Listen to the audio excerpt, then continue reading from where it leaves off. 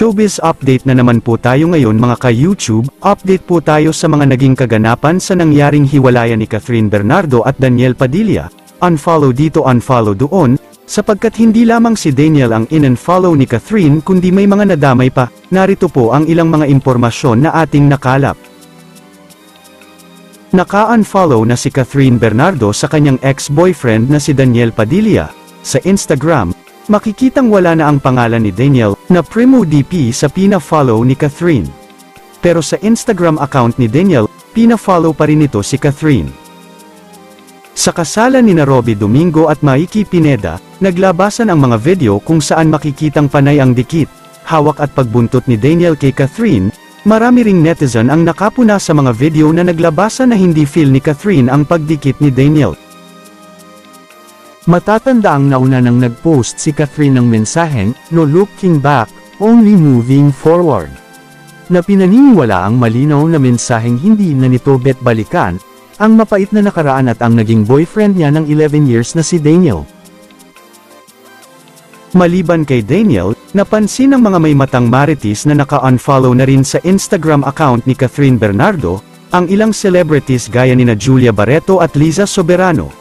At ang isa pang kapansin-pansin na ikinagulat ng mga netizen, nakasama sa naligwak si Jillian Vicencio, na dating na-link sa kanyang ex na si Daniel Padilla.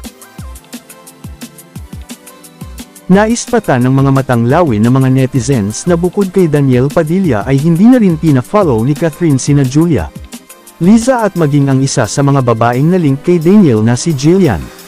Sa pag-check sa Instagram ng mga nabanggit, pina-follow pa nina Julia, Liza at Jillian si Catherine hanggang sa kasalukuyan na ginagawa namin ang videong ito. Hindi naman daw close si Kath kina Julia at Liza, kaya carry lang ang ginawa ni Catherine, pero ang tumatak sa mga fanay ay ang pag-unfollow kay Jillian. Sa post ng Fashion Police, say ng mga fanay, di naman talaga close si Kath kina Liza at Julia, pero kay Jillian, OMG, so totoo ang chismis. Naiisip ko rin about Jillian, so totoo ang chismis, Liza and Julia hindi naman sila mga close talaga, and wala na rin naman sa ABS mga yan, kaya okay lang yan, kasama sila sa serye nung Jillian diba, hahahaha, say naman ng isang netizen, marami pang ina-unfollow si Catherine, marami pa siyang ina-unfollow as of this moment, wait lang kayo. At ito po muna ang kabuuhan ng ating showbiz update ngayon mga ka-YouTube. Hihintayin natin at aabangan kung sino pa nga ang madadamay na i-unfollow ni Catherine.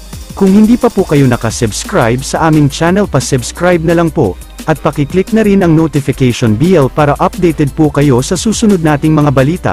Maraming salamat po sa panunood at suporta. All the glory belongs to our Lord Jesus Christ. God bless us all.